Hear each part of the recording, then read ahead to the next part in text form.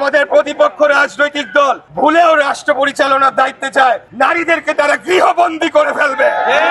বাংলাদেশ নিয়ে কোনো পরিকল্পনা আমরা জানি না তারা কি করবে। রাষ্ট্র পরিচালনার দায়িত্ব পেলে শিক্ষা ব্যবস্থা নিয়ে তাদের পরিকল্পনা কি, স্বাস্থ্য ব্যবস্থা নিয়ে তাদের পরিকল্পনা কি, এই নগরী যে অবস্থা এখন, রাস্তাঘাট ভাঙাচোরা, চারিদিকে নোংরা ময়লা আবর্জনা ছড়িয়ে ছিটিয়ে রয়েছে, জলাশয়গুলো দখল হয়ে গিয়েছে, আমাদের রাস্তা এবং ফুটপাত এগুলো দখল হয়ে গিয়েছে, গাড়ি ঘোড়া চলাচল করতে পারে না, মানুষজন হাঁটাচলা করতে পারে না। কিছুদিন পরে আমরা বর্ষার মৌসুমে পৌঁছাবো, তার আগে আমাদের যে পরিমাণই ড্রেনেজ ব্যবস্থা রয়েছে সেটা পর্যাপ্ত নয়, কিন্তু যতটুকুই রয়েছে সেগুলোকে সচল করার জন্যে কোনো উদ্যোগ আমরা আমাদের প্রতিপক্ষ রাজনৈতিক দল যারা রাষ্ট্র পরিচালনা আসতে চায় তারা এই ধরনের কোনো পরিকল্পনার কথা নগরবাসীকে জানাচ্ছে না। এর পাশাপাশি দূষণ নিয়ে তারা কি করবে, আগামী দিনে আমাদের এই নগরীকে বাসযোগ্য করে তোলার জন্য তাদের কি পরিকল্পনা রয়েছে আমরা জানি না। তাদের একটাই কথা, একটাই ভাঙা রেকর্ড, চাঁদাবাজ চাঁদাবাজ চাঁদাবাজ চাঁদাবাজ চাঁদাবাজ।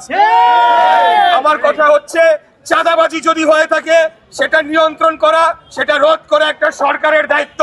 বাংলাদেশ জাতীয়তাবাদী দল আমরা রাষ্ট্র পরিচালনার দায়িত্বে নাই, বরঞ্চ আমাদের প্রতিপক্ষ রাজনৈতিক দলগুলা তাদেরকেই সরকারি দল হিসেবে বিবেচনা করতে হবে। অতএব যদি কোনো ধরনের অপরাধমূলক কর্মকাণ্ড হয়ে থাকে, চাঁদাবাজি হয়ে থাকে, তাহলে তাদের সংশ্লিষ্টতা থাকার সম্ভাবনাই সবচাইতে বেশি। আমি খালি আপনাদের উদ্দেশ্যে বলবো যে আমরা দেশ ও জাতির কল্যাণে এবং আমাদের এই নগরীর উন্নয়নে আমরা কাজ করার জন্য এই রাজনীতিতে আগামী 12ই ফেব্রুয়ারি জাতীয় নির্বাচনে আমি অংশগ্রহণ করেছি।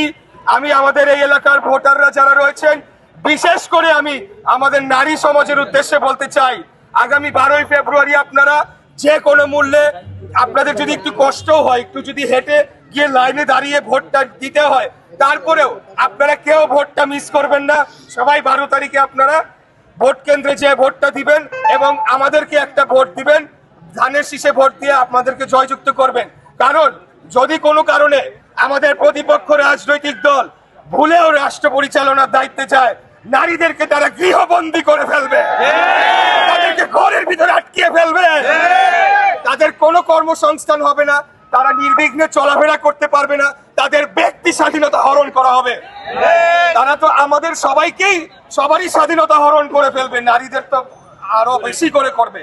তাই আমি সকলের উদ্দেশ্যে বলবো, আমরা একটা উদারপন্থী গণতান্ত্রিক রাজনৈতিক দল, সমান নাগরিক মৌলিক অধিকার থাকবে, কেউ কারো ব্যক্তি স্বাধীনতায় হস্তক্ষেপ করবে না এবং প্রত্যেক 5 বছর পর পর সরাসরি ভোটের মাধ্যমে বাংলাদেশের জনগণ তাদের নির্বাচিত জনপ্রতিনিধির কাছে রাষ্ট্র পরিচালনার দায়িত্ব হস্তান্তর করবে।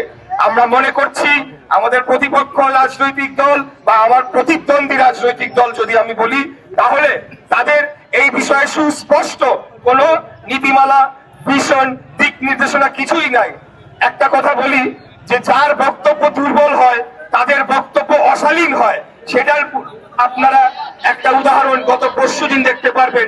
আমাদের এই ধূপকোলা মাঠে একটা জনসমাবেশ হয়েছিল, সেখানে যারাই উপস্থিত ছিলেন তারা অকথ্য ভাষায়, অশালীন ভাষায় তাদের প্রতিপক্ষ প্রার্থী এবং দলের বিরুদ্ধে মিথ্যাচার করে গিয়েছে। ফেব্রুয়ারি নির্বাচনে যখন 12.5 কোটি ভোটাররা সংযুক্ত হবেন, তখন এই যে সারা দেশ থেকে নিয়ে এসে এক জায়গায় জড়ো করে বড় সমাবেশ দেখানো, সবকিছু বিলীন হয়ে যাবে, সবকিছু ভেসে যাবে।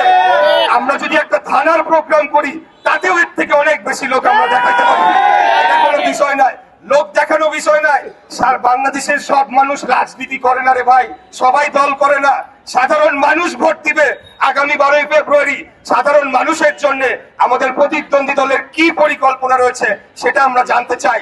তাদের কোনো পরিকল্পনা নাই, তাদের কোনো ভিশন নাই, কোনো মিশন নাই। দেশকে তারা কোথায় দেখতে চায় সেটা নিয়ে তাদের কোনো ধরনের দীর্ঘমেয়াদী পরিকল্পনা উপস্থাপন করে নাই।